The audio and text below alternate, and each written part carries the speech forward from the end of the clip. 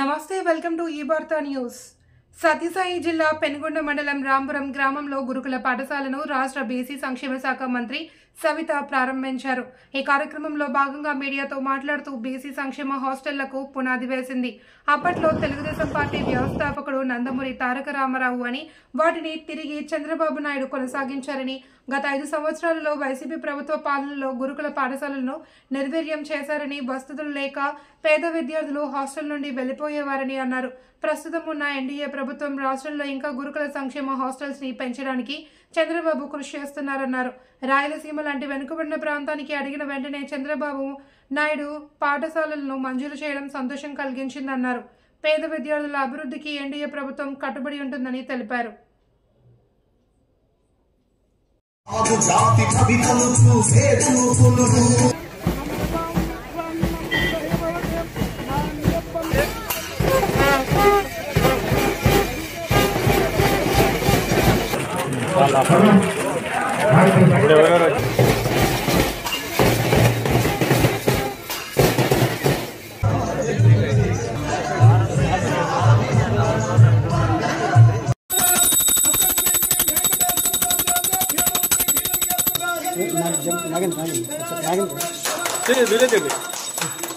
నాకు చాలా ఆనందం అనిపిస్తుంది. చాలా శుభదినం అని తెలియజేయాలి.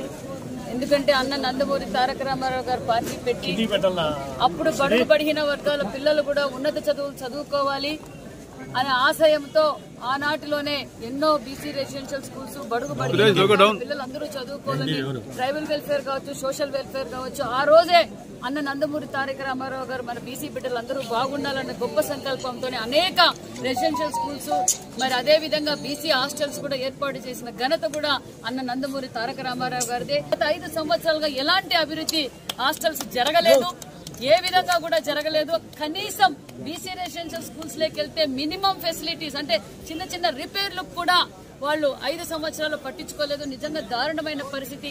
మళ్ళీ మన ప్రభుత్వం వచ్చింది, మళ్ళా మన విజనరీ లీడర్ చంద్రబాబు నాయుడు గారు, సార్ మా ప్రాంతానికి బడుగు బడిగిన వర్గాల ప్రాంతం ఇది, మా రాయలసీమలో మరికొన్ని బీసీ రెసిడెన్షియల్ స్కూల్స్ కావాలి అని అడగగానే ఎంతో ప్రయాసతో అధికారులు పక్క పరుగును పెట్టించి, పరుగున వాళ్ళు కూడా పనిచేస్తూ నన్ను పరుగులు పెట్టించి అధికారులు అతి తొందరలోనే మనకి మన పెనుగొండ నియోజకవర్గంలో మరి ఎంజేపీ స్కూల్ కూడా శాంక్షన్ చేసినందుకు చంద్రబాబు నాయుడు గారికి